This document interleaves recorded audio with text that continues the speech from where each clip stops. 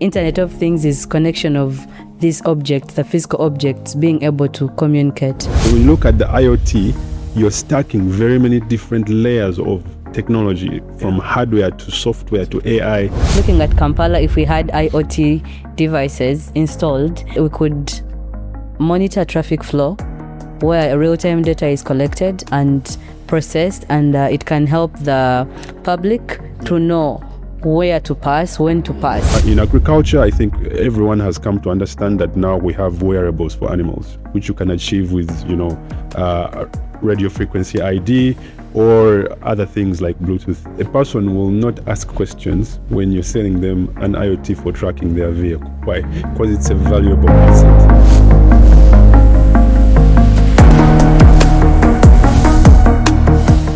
This is the New Age Podcast. I am Lawrence Mutekanga, your host for the New Age Podcast. And where bold conversations meet frontier technology. I want to welcome you back for yet another set of discussions around the Internet of Things and smart infrastructure.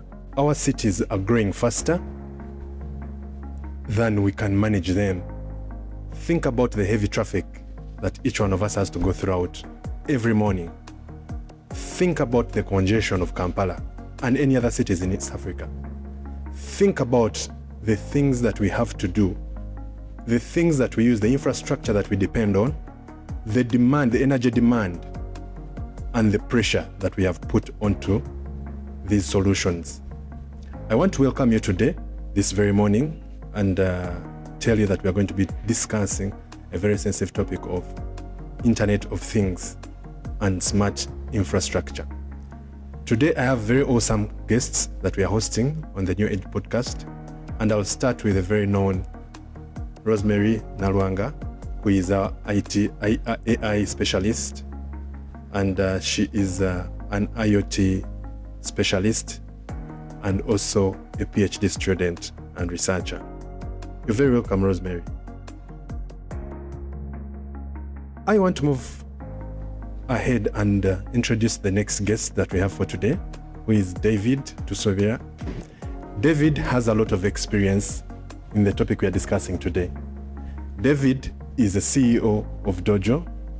David is a co-founder of several businesses. And let me tell you something. Today we want you to depend on his expertise in this area of IoT, because he literally is among the people that run Innovex Uganda Limited, Noah's Had, and in every business of his that is running, he has made sure that he rides on Internet of Things. You're very welcome, David. Thank you. Would you give us a small introduction about yourself?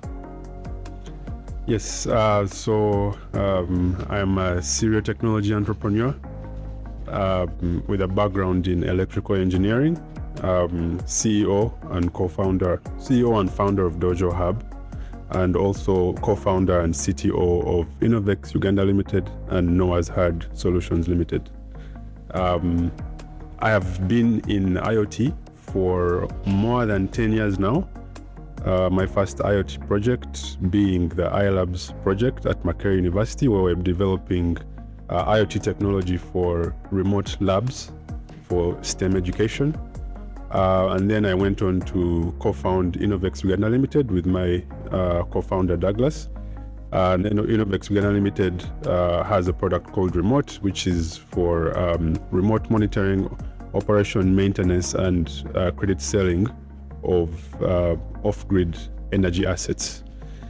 I then went on to start my innovation hub, Dojo Hub, which is based at the College of Engineering in Makerere University. And then just 2 years ago, I co-founded Noah's Had Solutions Limited, which is a livestock, generally agri-tech and climate tech company, focusing on livestock digital transformation. And so that's my background. Thank you very much, David. That's very interesting. And I think I'm quite very impressed. I don't really want to go into reintroducing Rosemary, because we have met her before. She was here in the previous episodes, and she was able to give us very good insights around the AI and it is from that conversation that I felt it was relevant for her to be part of this conversation and tell us more about her space of embedded systems, her space of working with intelligent systems, her space of working with IoT.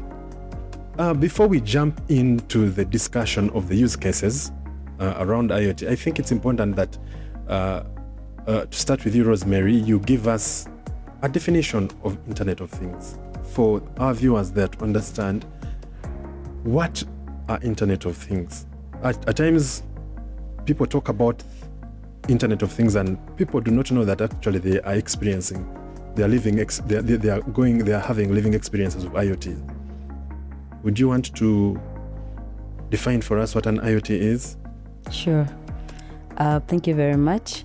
So with Internet of Things, the way the word is Internet of Things. So things refers to anything, any object, a physical object. It could be a cow, it could be a door, it could be a human being. So Internet of Things is having these physical objects. Sometimes we also include the virtual objects connected to a network. There has to be some connection and communication between the objects. We know that with communication there has to be sending and receiving. That's when it's complete. So Internet of Things, we are connecting objects. They may not be necessarily connected to the internet itself, but it could be a network, because we have different communication enablers. It can be Wi-Fi, it can be LoRa, it can be Bluetooth, it can be also internet itself. So Internet of Things is connection of these objects, the physical objects, being able to communicate, pick data, share data and insights. Okay, that's interesting. So just for my understanding, literally Internet of Things, these are devices that are able to, communicate. These are connected devices in a way, if I am right. And in simple terms, if we are to literally bring it to a layman's language, when you talk about things that are connected or things that are communicating, people talk about use of IoTs in agriculture. People talk about it to use IoTs in taking care of animals. Well, what does that imply? Does that imply that maybe there are devices or sensors that have been installed on these, living things or non-living things? Exactly. So one of the enabling items or things that are used in IoT are sensors, and these sensors are usually embedded or deployed on humans, animals, buildings, cars, like how we have maybe the GPS trackers. It's a sensor tracking maybe the location, and it's maybe put on a motorbike, on a car. We could have David talked about the Noah's Herd where they work with livestock, so we can have sensors put on cows, on animals, like on the farm, to monitor maybe their temperatures, their health, even their location. If the farm is so big and we want to know where the animals are, so we can have sensors. So sensors are one of the things that enable IoT in the physical realm. Okay. Yeah. So thank you, Rosemary. I think you've painted a very good picture for us to understand, and for anyone else to understand the simplicity of IoTs or the Internet of Things. So I think I want to move on to understand one other aspect. When we talk about the Internet of Things, is it something that we simply have to run our thoughts into smart devices? Do they have to be smart devices? The sensors themselves make devices smart. Okay. Yeah. Thank you. I think that's a very good one. And I just want to turn to David to help me understand. Because David, even in your introduction, you make me realize that in Uganda, in East Africa, literally we're having people that are living examples of what we call Internet of Things. You talked about Innovex, you talked about Dojo. Help me understand the role of IoT in the businesses that you're doing? Right. So I think most of my IoT endeavors are within Innovex and Noah's Had, mostly with Innovex because of maturity.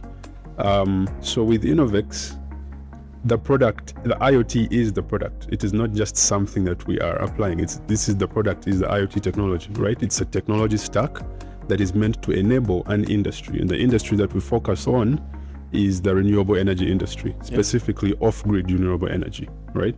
So within that particular context, our product, Remote, is an IoT technology that enables off-grid renewable energy solutions, distributors, or providers or financiers to do their job, right? By monitoring the performance of these assets, and therefore enabling remote operation and maintenance, but also having remote control over the assets such that they can enable the credit selling or distribution of these assets and secure their revenue collection.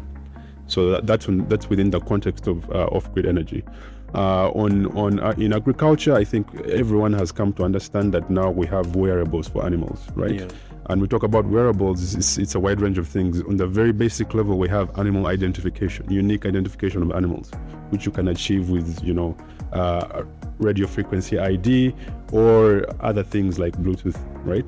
And then when you go a step higher, you now go into health monitoring. So you can actually monitor the health of animals. You can also monitor their location. You can also monitor their movement. So you can put accelerometer sensors on the wearable and detect movement of the animal, which can also give you signals about this animal's health, right? And so in my experience, so with Noah's Had, still the checkpoint system, which is a digital hardware device on the farm that receives data from wearables on the animal, that is the product, right? And as well as the data that comes with it, right? Okay. So yes, those are the two endeavors. Oh, fantastic. When I'm speaking to you, David, it feels like we live with human beings that are more human than us, because the things we've just spoken about, and wearables on animals. And wait, what do you do for these animals for you to be able, for instance, to detect that an animal is not well, is sick? Are these things that, do you do something to their bodies? What happens? Yeah, so there are different kinds of things you can do. So starting from, originally, without the IoT technology, the only way you can tell an animal is sick is through observation, right? Human observation, of which human observation is limited, which is the very essence of IoT, right? You want to have eyes everywhere without human. So with cows, for example, there are different kinds of wearables. One is a collar wearable, right? Neck wearable, which is like a collar. Yeah. That is the least invasive, right? Okay. So you have a collar, and even you'll see that even on pets like dogs and cats, right? With a collar with like some kind of electronic device with a long life battery, right? And so these collars, you'll have collars that have GPS sensors for location. They also have accelerometers for movement. And they also have unique ID, right? So you have all these collars. Some of them are LoRaWAN, some of them are just LoRa, some of them are Bluetooth, right? So that's there. Then you also have ear tags, right? So you can have ear tags. You've seen animals with ear tags which are written on. Yeah, so you can have more sophisticated ear tags. But again, these can be LoRa tags, or they can be Bluetooth tags, or they can just be simple RFID tags. And these tags are it's an ear tag that has an electronic device on it that can have, if it's an active device, it has a battery, and yes, it measures the animal's movement. Yeah. It can also get GPS. You have some, and you even have some that are solar powered. So you have a wide range of all these things. Yeah. Then there are implants. Yes. So you can actually implant a capsule, an IoT capsule inside the cow's rumen. So you implant it in the rumen, and it will measure in-body temperature, movement, all these different things, but it has a closer look because it's inside. And it can be LoRa. It communicates with a gateway, and you get the data. You also have chip implants, which are just for identification. So you just plant it in the ear or where there's like a lot of skin. Yeah. And it's just an RFID implant that you use for identifying the animal. Unfortunately, it doesn't work long range because the skin is a very big barrier of their wave signals. But in terms of animals, those are the 3 levels, right? Ear, collar, and in-body implants. Wow. This is interesting. This is what I get from what you're saying. If someone is able to, adopt this kind of way of living within their farm, it simply means that they're able to take care of if it's cattle, they're able to take care of their cattle, they're able to identify those that are not well, so they literally have the right solutions for them. They're able to, understand what the animals are suffering from or what animals need at that particular point in time. Maybe they need to feed well, they need to change in the way they are feeding. So in a way, that implies that there's going to be high productivity. Yeah, because that means the death rate is lowered, and a farmer is able to make sure that they increase their productivity when it comes to if it's cattle, which is a good thing. So from your experience, do we have people that are utilizing this kind of science in their farming, animal farming? Yes, you have some. There's some small. There's I'd say a very small percentage of the market that is, those are the early adopters who are using these technologies. Okay. It's just very few people that use them, and the reason is simply that these technologies are still expensive. Okay. Because remember, you're putting a device onto every animal. Yeah. And depending on the complexity of that device, the cost per animal goes up, right? One big issue that we've seen is that the more intelligent the wearable is, it's going to require power, right? Because it's measuring all these things and it's sending all this information all the time, right?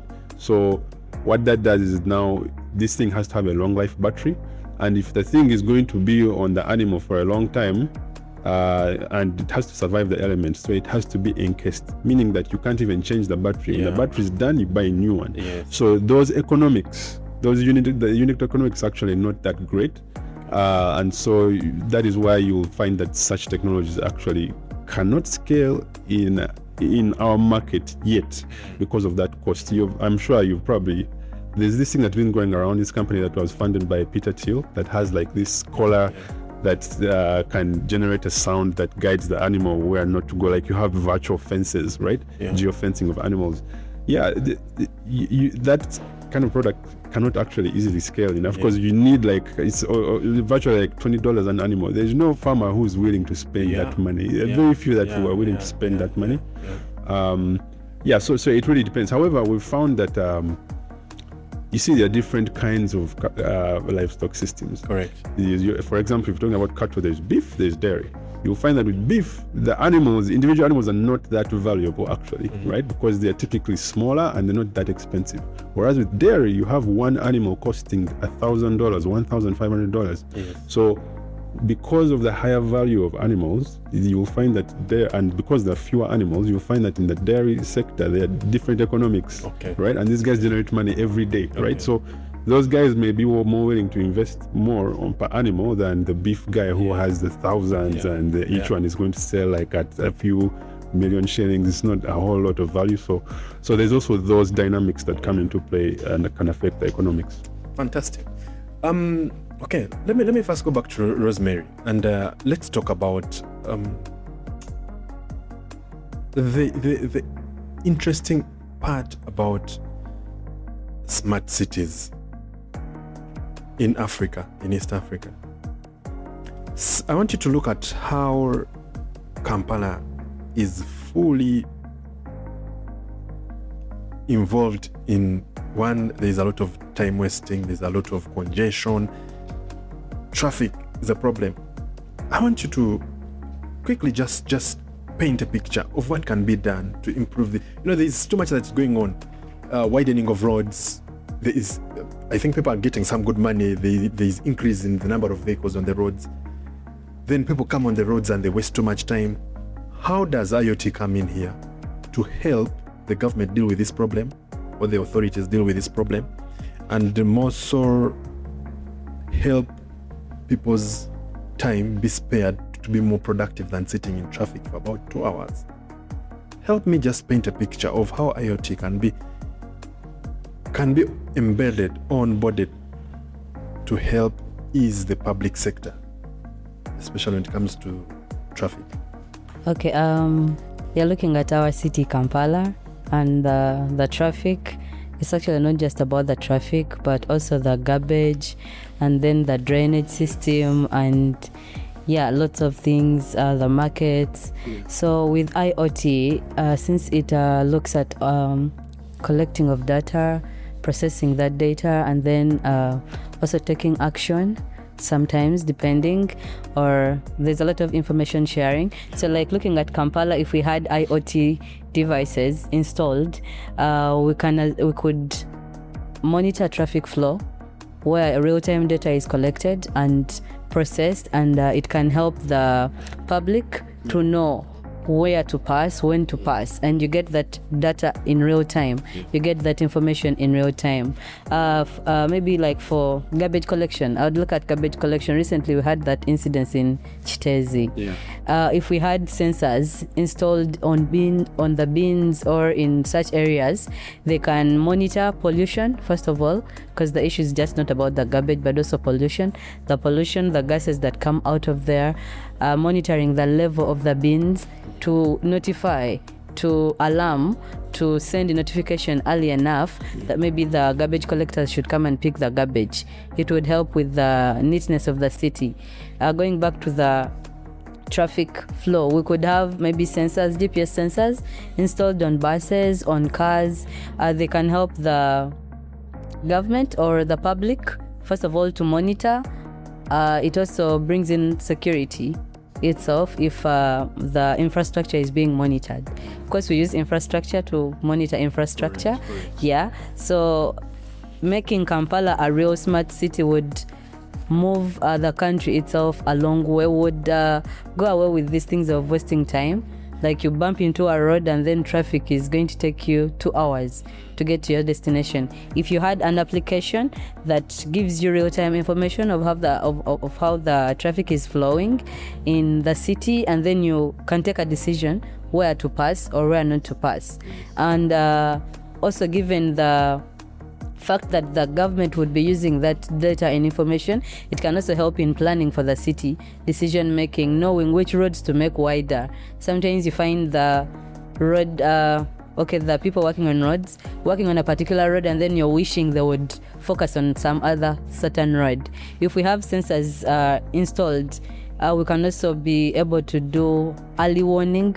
We have early warning tools that can make use of those sensors to be able to take action before the thing is massive, before the roads break into.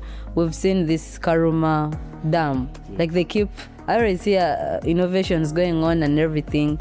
And I always think if we had IoT embedded, of course, maybe we could be having, I'm not sure, but we can have those early warning signals that we capture using the sensors, that they can measure the tensile stress and strength of the bridge itself, send notifications early, and then action can be taken before they close the whole road, like maybe for 3 months, and then people don't have to access, or before we get accidents happening. And we're waiting to use physical eyes. David talked about something of us using IoT as eyes everywhere. Us having eyes everywhere, not just the humans, but those devices can help to be the eyes. Then they see, inform us, and then we are able to act on that. Okay. Thank you. Okay, that's interesting. Thank you very much, Rosemary, for that submission. I think this is beginning to look like it's something that we can actually associate ourselves with. The most important thing was for people to understand what these IoTs are, and to know that actually this is something that is it's already happening, but people maybe do not understand the power that is within using the IoT or Internet of Things. One other thing that as we go on to understand and look at the opportunities that are within the use of IoTs as a country or the government, because ideally it's the role of government to ensure that there is a public service, yeah, that every Ugandan is able to get the bare minimum of public services. And we have just talked about the traffic. So transport is a public service. So it is one thing that I find very important, that I think all countries that are moving very fast today have onboarded IoT, Internet of Things. And I admire the fact that David, you decided upon yourself and said you have to do a business, or the businesses that you're running are all running with IoT. I mean, earlier I mentioned it and I explained it that the fast developing countries are actually developing because of the power of innovation. They have adopted the power of redesigning how they do things. And I think one of the things that, to a large extent, Africans, we either have a lot of fear into adopting means of doing things. So let's talk about some of the public services. For instance, if we talked about things to do with hospitals, yeah, because I know this is where also this is an area that is now I'm actually talking about the public hospitals, because this is where the largest numbers of people are present, and so we need to find a way of improving the public service around healthcare. I want us to focus on the industrial IoT. Yeah. So I'm looking at in hospitals where all of us, when we are not well, we go to make sure that we obtain the best health facility or healthcare. What would you advise the people in that sector? What is your mind around it in terms of, because these are areas where we have so many queues, people go there, and when you go to Mulago, the queues are there. Dispensing medicine, seeing medical personnel. How best can we have IoT be adopted by hospitals? One of the things that I picked up from David was that when it comes to some of these devices, or the functionality of these devices, especially the sensors, these are very expensive. And that's why I think the lead sector should be the government, not individuals. Individuals should simply benefit from what has been put aside or what is playing along, and then later, as you know, as any other kind of development wave happens, people is on board slowly. But sensors are very expensive. In your mind, as a person of academia, what can we do? Okay, thank you. I'll start with that, the part of us having costly sensors, expensive IoT devices or systems. In any setup, something we would call maybe an ecosystem, there are different players. So maybe in the IoT ecosystem, we have different players. We have the users, the builders or the developers. We have the policies and everything. And one of the things that personally I've ventured into, and I think it can go a long way, is us developing low-cost devices. David talked about the livestock and then those sensors that are put maybe on the ears, in the necks and everything, and they become very costly. But as researchers or people in tech, we have here in Uganda right now, we have a lot of labs that are coming up. We have the Rela Electronics, we have Revitete, we have Yuri, and many others. And these factories or companies help with printing circuits. So startups always come up with the devices and the prototypes and then go and print by themselves. One of the things that make these IoT devices costly is we import most of them. As a country, we import most of them. So you buy one sensor, maybe going at $100, and then you get a microcontroller that is going to be communicating with. Maybe it will go for $50, and then you're going to write the software, and then you're going to get the casing, by the time you finish, maybe you're building a smartwatch. Maybe it's costing 1,000 USD by the time you finish it. However, in that smartwatch, if we try dismantling whatever is there, maybe there is a pulse sensor, maybe there is a pressure sensor, maybe there is also a LilyPad, which is a microcontroller. Realize that using local technology or local market, there's a way how we can build that. So with the high cost of these IoT devices, we have a role to play. We also have to look at ways of reducing the cost by using local market, because Uganda has the potential. We have the potential. We have young engineers, young innovators who can sit in the labs and they are presented with these electronic components and they come up with these IoT devices that we buy expensively from outside market. And going back to what you were asking about smart health, what I would call smart health, the same way he explained the smart livestock or smart agriculture in terms of livestock, that is similar to what happens with the humans, because the difference is just thin. We can have maybe remote monitoring systems in hospitals. One, they can help us to save lives. Sometimes people are in a queue and then someone's like, oh, before the doctor got to us, my patient had already passed out. But I've seen hospitals where when the patient comes, they already embed a device on maybe a wearable on their hand. They keep monitoring their vitals, like the temperature, the blood pressure, while things are going on, and they are being monitored remotely. So by the time maybe the doctor, maybe you go to see the specialist, at least you've already received some medication early enough. So we can have remote monitoring of our patients. We can also have automated medicine distribution in wards.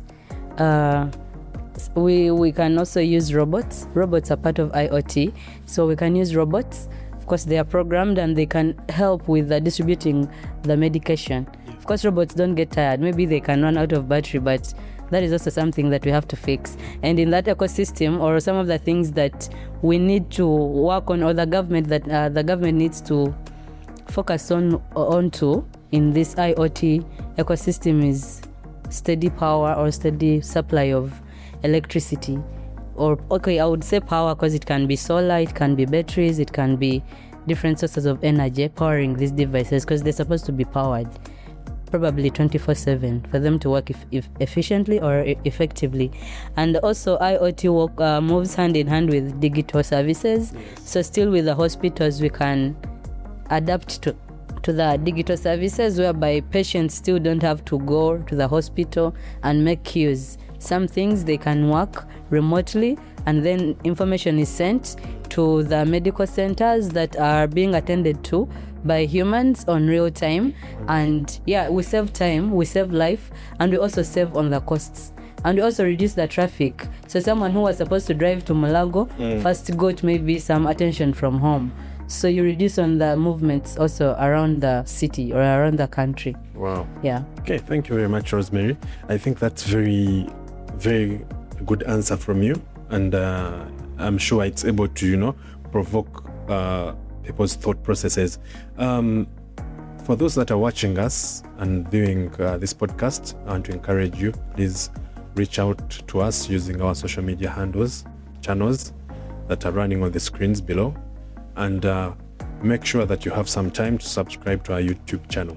Okay, so I want to continue this conversation around the opportunities of Internet of Things, and how best we can leverage the Internet of Things, or the opportunities that are therein, to ensure that we have smart cities, smart infrastructure, smart way of working. And one thing that has come out very clearly is that onboarding ourselves, or making sure, finding a path for ourselves to take this direction in terms of this kind of innovation, it comes at a cost, and we need to appreciate. But again, there's one thing that Rosemary has pointed out, that there is need to have some of the sensors, some of these microchips manufactured here. Simply means that the people that are being prepared for the next job market, people are in school or people that are still trying to shape their future, they need to take that opportunity because it's still a virgin market. We do not have so many factories or industries that are manufacturing sensors, that are manufacturing microchips. So I think it's one thing that we now need to think about and encourage the young people that are still in elementary school to think that that is an area they can actually equip themselves to better improve how we do business in Uganda. I want to come back to you, David. David, and sorry, I'll have to get to this direction because I find you special among the so many people. What inspired you to go into the direction of dealing with IoTs? You know, most of the times people, even the people that have dealt in automobile, they have traveled to Japan, China, gotten this knowledge, and somehow they have come back to tell us things that they have seen elsewhere. You, as a person that was fresh from school, you decided to take a direction, your direction into this kind of thing. Did you see an opportunity? Did you see an economy that was struggling? What inspired you? Yeah. So I think for me, while I was growing up, I was always interested in technology. I was that kid who had a kilometer of cables under my bed. I was fixing the doors, I was just fixing everything at home, opening everything. So yeah. I think that's just who I was, just who I am naturally. And I was always interested in science and all this. And I realized that, for me to actually live out my engineering dream or my dream of being like a person who makes things or like a real technology developer,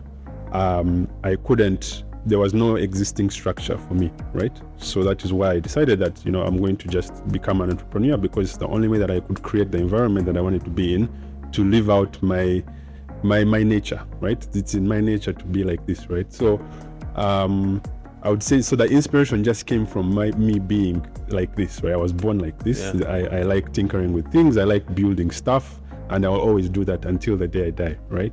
And so that is what attracted me to do this. Why IoT?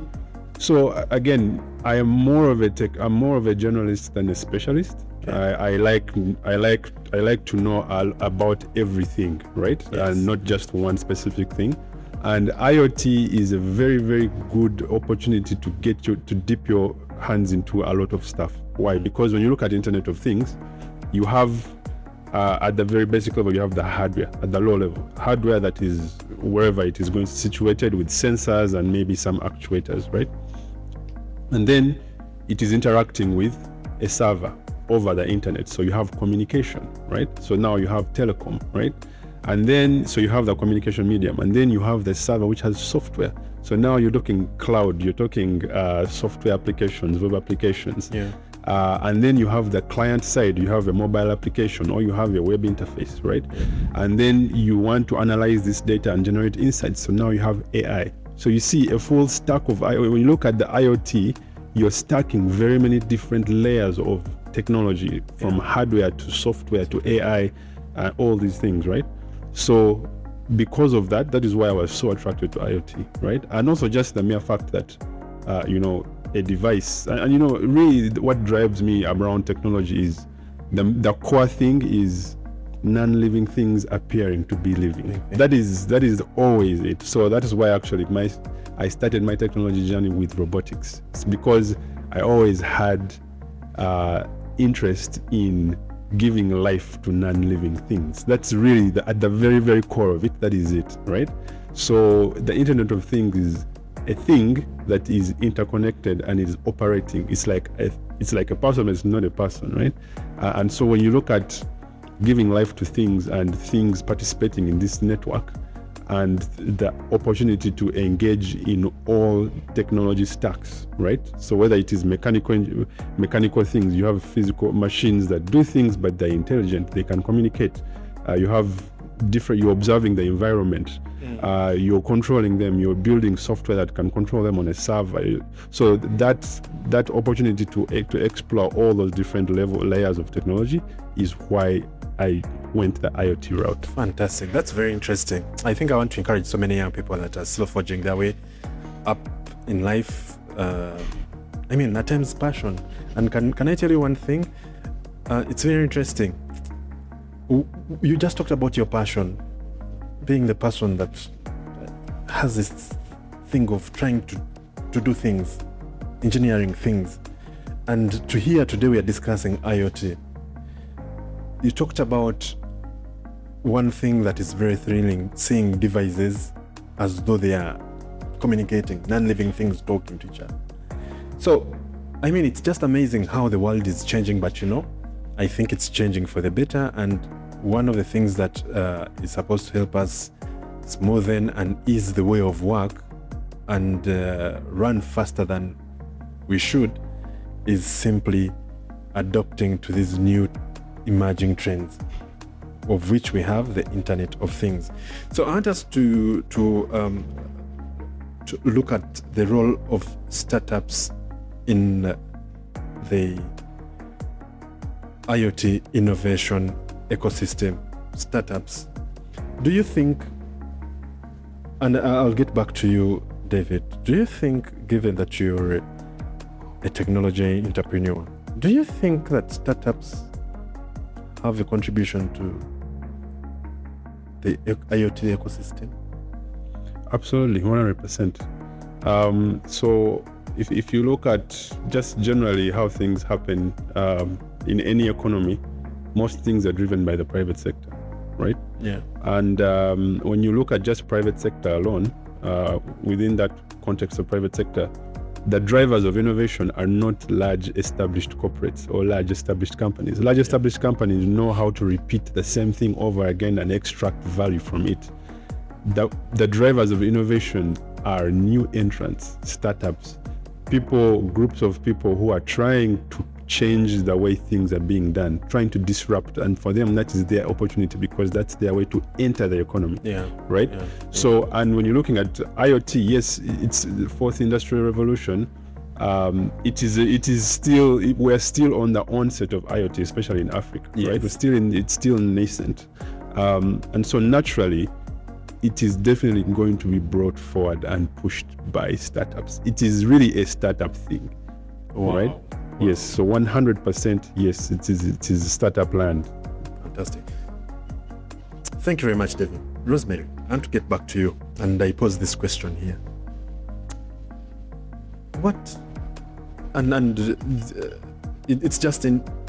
It's coming out of curiosity. And to understand, you have worked on the project of, pest and disease. Tell us about that use case of how you've applied the IoT instance in there. Okay, before I got there, my first IoT project was an automated chicken brooder monitoring system. Say that again? An automated chicken brooder monitoring system. Okay.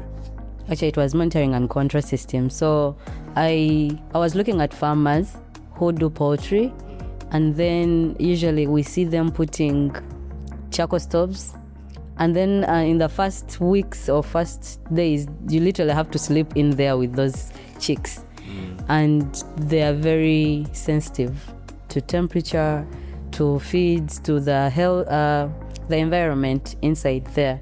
So I thought of a system or an IoT that can help them monitor these vitals even when they are not there, and then also do automated control in there even when the farmer is away, so as to save the poultry farm. So I just got a temperature sensor and then a light sensor, because they're also sensitive to light, and then put a microcontroller and then actuators like a heater and then an AC or a fan. So you deploy it in the poultry farm. So if the temperatures go beyond a certain temperature degree that is not allowed, the fan will turn on automatically and then regulate the temperatures to go back to what they're supposed to be. So when I did that, I was like, okay, this is the poultry. How about with crops? What happens? So I did another IoT where I use a soil fertility sensor, the NPK sensor, nitrogen, phosphorus, and potassium. So we put those sensors in soil on a farm, and then they pick for us the soil nutrient content of the soil, and then the farmer can be able to know that, okay, depending on the soil nutrient content, I'm supposed to grow beans, not maize. So the IoT is in a way that if you grow the maize, you may need to add fertilizers. If you add fertilizers, they can leach into the waterway and cause water pollution. So you may think you are helping your crops to grow, but you're also killing the environment. So we thought of that IoT. And now, after doing that IoT, that's when we're like, okay, but it's not just about the soil. It is also about the pests and then the diseases. So now that is when the AI also came in for the monitoring of the pests and diseases. Yeah, because for them, there are two things. There is what we see with the physical. You cannot see soil content with physical eyes. You need the real sensors. But for us, we have sensors. Human beings have sensors. We have the eyes, the nose, the ears. All those are sensors that we already have. And so we thought of, okay, the pests and the diseases, the sensors would be the eyes. But if the humans are not there to look at them, what would do? So we get to use the cameras. A camera is also a sensor. In IoT, we call it an image sensor. We don't refer to it as a camera. So it senses the image. So it can capture the image and then tell us, okay, this crop is sick. So because that also requires some reasoning, it's not just static.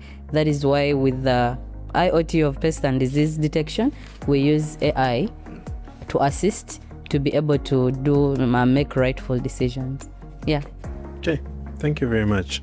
That is maybe to add to that, right now we are having farmers, which is like in form of a startup still, that we are trying to help to use the IoT, the technology, have the sensors embedded on their phones, and then helping them to use these in the community. So there are already people that are adapting to IoT, making good use of IoT to see that they save time, they save crops, they add to food security of a country, and yeah, they also add to their well-being. Actually, IoT can make our lives better. Are these Ugandans? Yeah, Ugandans, just there in the east. They're not scared of the devices? No, the devices are not scary. Yeah. So thank you very much, Rosemary. I think I want us to quickly look at these two aspects. And the first one is monetization of IoT. If I was like David, who is a technology entrepreneur, and maybe I'm not thinking as he's thinking, and I just say I want to make money out of this thing, where do I start from? Do you think this data that is collected during the data can be collected when these devices are connected or when they're talking to each other? And is that data valuable to certain actors or stakeholders? Don't you think that can also be? Yeah, there's a very good opportunity with IoT in terms of commercial or monetizing it. We'll just start with the data that you talked about. If we collect data using the IoT devices or sensors, we can send it to the cloud. And if it's at the cloud, if someone wants to use that data for anything, for AI, for decision making, for business promotion and everything, they pay money. So of course there is working with the cloud.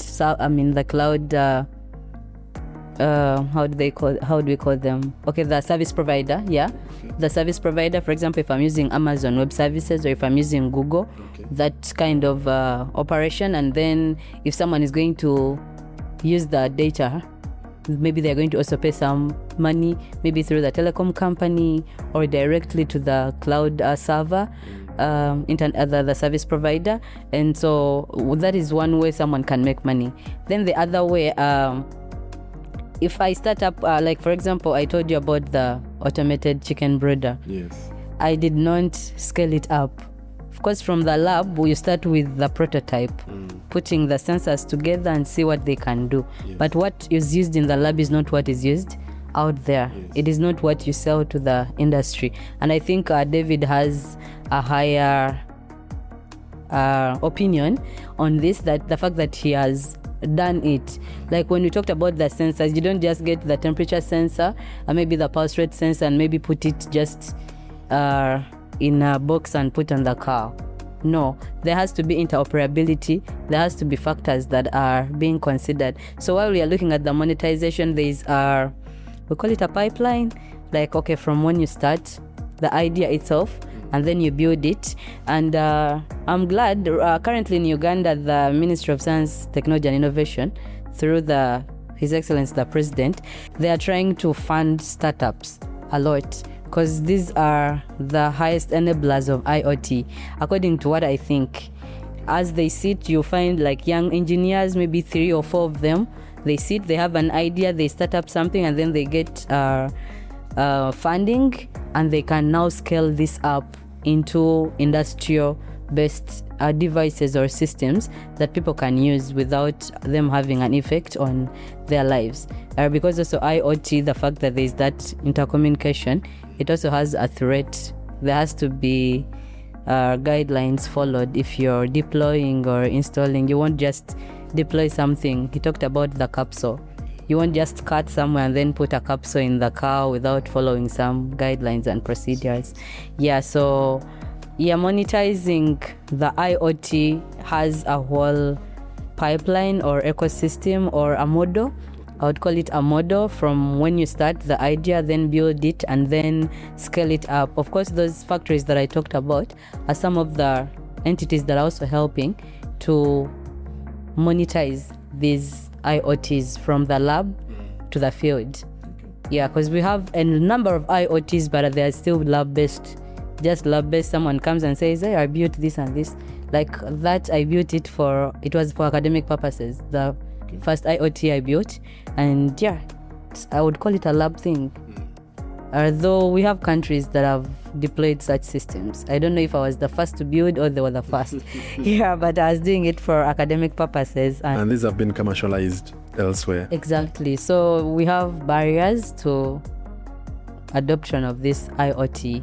And one of them is the funding and also maybe government policy, because we also talked about the cloud. When we are storing our data in the cloud, it's not free. It's not free of charge. You see, with your 15 GB of Gmail, if you use it up, you have to pay maybe every year like around $20 USD for you to keep using that space. So there's a charge.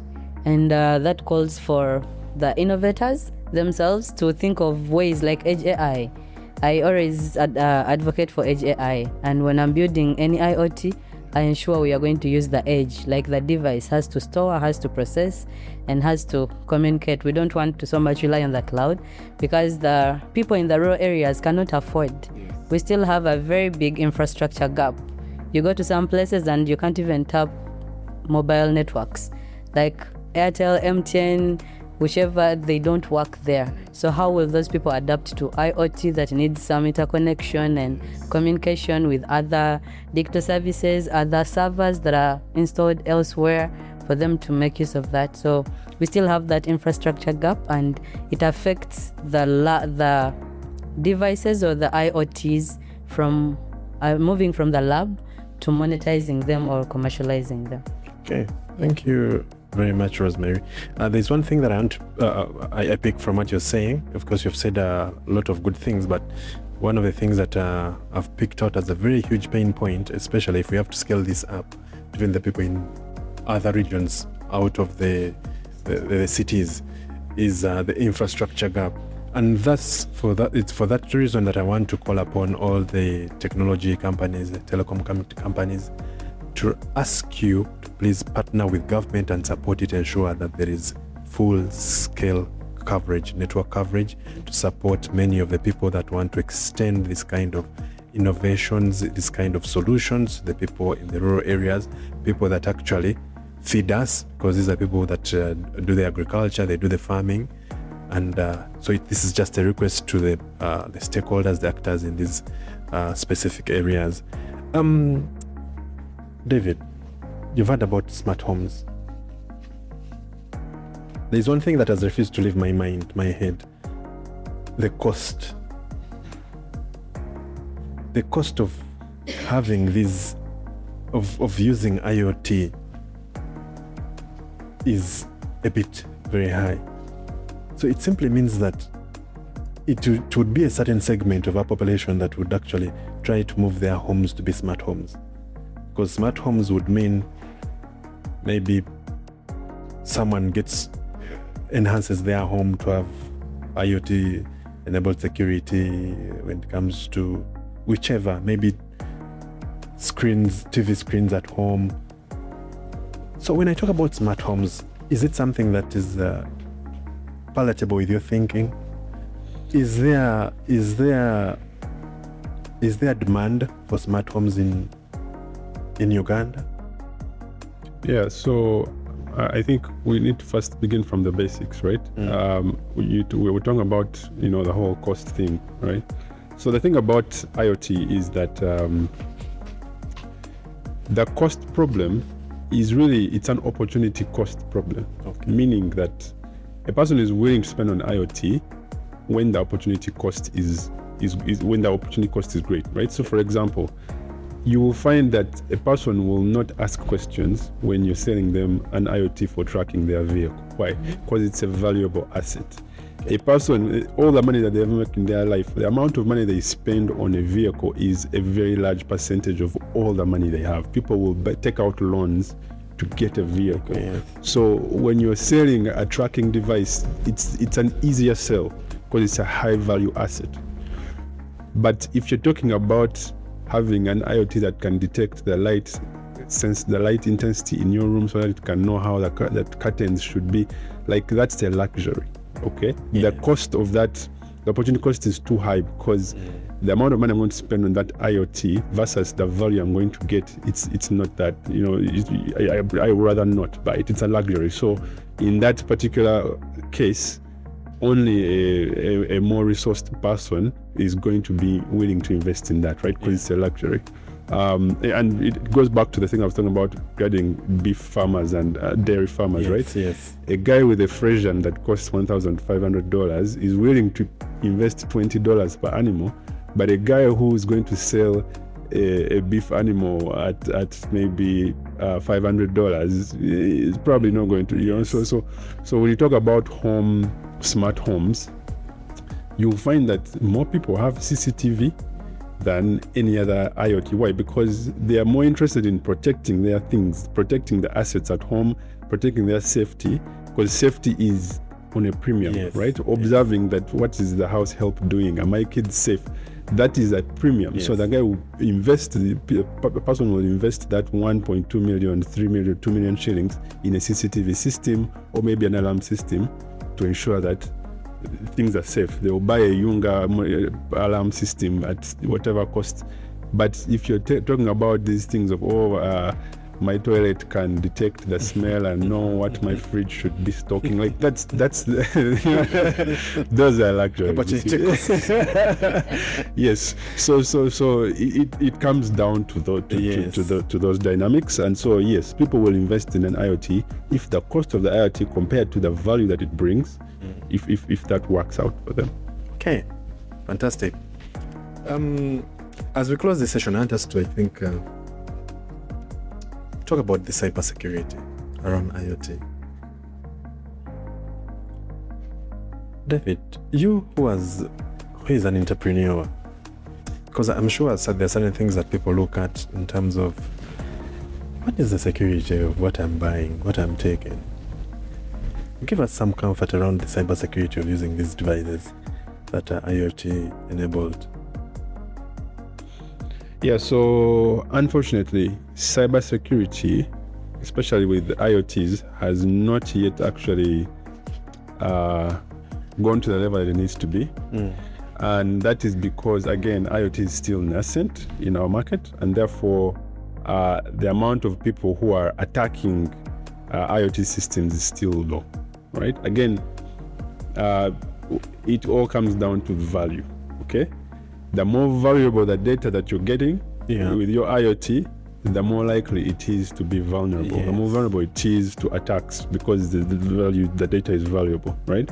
And so because IoT are still nascent, IoTs, most of them, you will not find a lot of attacks, and therefore you will not find a lot of keenness on cybersecurity, right?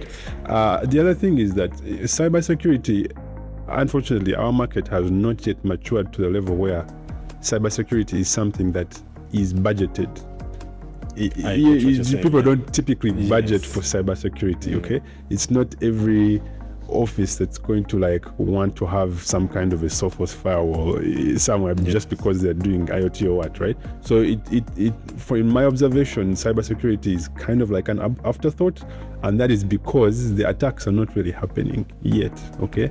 So no one is going to now start saying, oh, I need to, but people are sensitive to it. That one is true. Anytime you try to sell an IoT solution to anybody, they are going to ask you about cybersecurity. How safe is my data?